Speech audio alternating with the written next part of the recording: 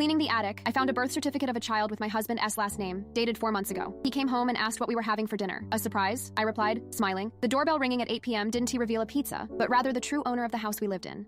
I found the birth certificate while looking for Christmas decorations in March, tucked between old tax returns in a box labeled 2019-2020. The paper was crisp, recent. A boy named Lucas Edward Hartman, born November 14th, 4 months ago. My husband S. last name stared back at me. I'd been Mrs. Hartman for 6 years. We'd been trying for a baby for 3 of those years. Spent $22,000 on fertility treatments. David always said he wanted to be a father more than anything. Apparently, he'd already succeeded. I took photos of everything with my phone, hands shaking so badly the first 4 were blurred. Then I put the certificate back exactly where I found it, between the 2019 and 2020 folders. I went downstairs and started dinner like nothing happened. That S when things got strange. Going through our mortgage papers to see what assets ID need to protect, I noticed something odd. The deed listed a Jennifer Oaks as primary owner. I checked our payment history. Every month for 6 years, David transferred $2,800 to an account I didn't recognize. Not mortgage payments, rent. I called our landlord, the number on our lease agreement. A woman answered. Jennifer Oaks speaking. Hi, this is Emma Hartman. I live at 412 Riverside Drive. Long pause. You're Emma? David's wife Emma? Yes. And you are? Another pause. I am Jennifer, David S. other wife. The room tilted. She kept talking, words tumbling out like she'd been waiting years to say them. They'd married in 2016, a year before David and I met. She'd been working overseas for her company, gone 8-10 months at a time. When she came back last November, pregnant, David convinced her to let us stay a few more months because I was having a breakdown and he needed time to tell me. 4 months. ED had 4 months. David came home at 6:47 p.m., like always. What S for dinner? I smiled. A surprise. Should be here around 8. I watched him shower, change, settle onto the couch, made pleasant conversation about his day at the consulting firm. He had no idea Jennifer was driving over, or that ID found Lucas S. birth certificate, or that ID spent 3 hours on the phone with a lawyer and a very angry legal wife. The doorbell rang at 8:03 p.m. David got up. Pizza? Not quite. He opened the door to Jennifer holding baby Lucas, her sister behind her with a camera already recording. Hi, honey, Jennifer said. Emma called. We had an interesting talk. I've never seen someone his face do what David S. did then. Colors I didn't know human skin could turn. Jennifer pushed past him, her sister following. Emma, I'm so sorry. I had no idea he'd married you too. I thought you were just his girlfriend. We compared stories in her living room while David stood frozen. 2 marriage certificates, 2 wedding rings, both platinum, both size 8.5. ED told her I was unstable, told me she was his controlling ex-landlord who wouldn't let go. He'd used Jennifer S. overseas contracts to build a second life, used my fertility struggles to explain why we had no kids. The lawyer ID contacted had already filed fraud charges. Jennifer S.'s sister posted the video within the hour. By midnight, it had 47,000 views. David S. consulting firm called him at 6:18 a.m. Professional ethics violation. He was suspended pending investigation. Jennifer let me stay 2 weeks to find an apartment. We became strange friends, bonded by shared humiliation. David moved in with his mother. Lucas will grow up knowing his father was arrested for bigamy, that his first 2 years of child support are going toward legal fees. Jennifer kept the house, obviously. I kept the $22,000 he promised to pay back from fertility treatments, taken directly from his accounts before they froze. She got primary custody. I got my freedom. Sometimes I wonder what he would have done if I'd never found that certificate. Would there be a third wife somewhere?